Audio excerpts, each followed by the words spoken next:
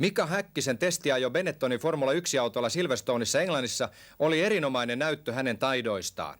Mika piipahti studiollamme kertomassa testitapahtumasta.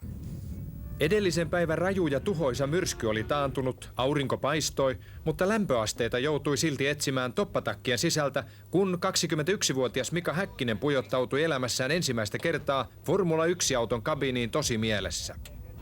Mehän tehtiin sillä tavalla jo, että me menin sinne torstaina säätämään penkit, rakennettiin tiimillä kaikki kuntoon.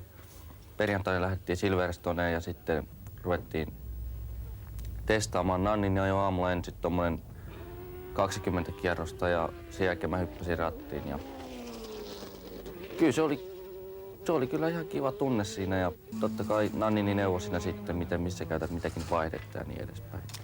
Me löydettiin monia vikoja siitä ja Nannini oli esimerkiksi säätänyt kaasuttajankin itse siinä aamupäivällä. Ja mä huomasin loppupäivästä, että mä jouduin muuttamaan kaasuttajaa, mitä sä pystyt säätämään auton sisältä.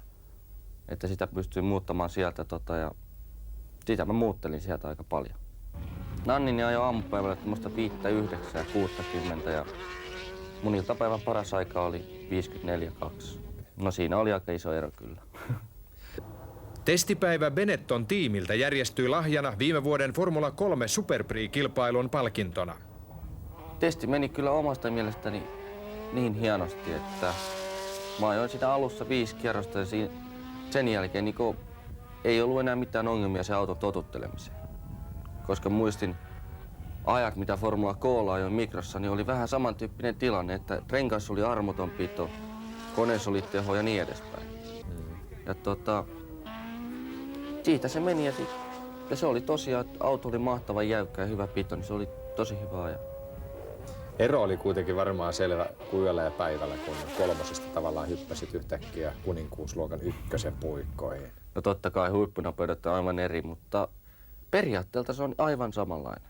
Et siinä leikitään ihan samalla tavalla auton säädön kanssa ja välityksien kanssa ja muutenkin. Mutta ainoa mitä oli enemmän positiivinsa oli tuossa ykkösessä, niin sä pystyt itse säätämään paljon enemmän sieltä ohjaamon sisältä asioita siihen autoon. Ettei sun aina tarvitse tulla varikolle ja pysähtyä ja taas renkaat kylmenee ja kaikki kerkee kylmetä. Että sä voit ajon aikana itse säätää kaikki valmiiksi. Benettonin tiimipäällikkö Gordon Message kehui Mikaa taitavaksi ajajaksi, joka ei tehnyt päivän aikana yhtään virhettä. Messagein mukaan koko tiimi oli hyvin otettu Mikan tavasta raportoida auton säätämiseen liittyvissä asioissa.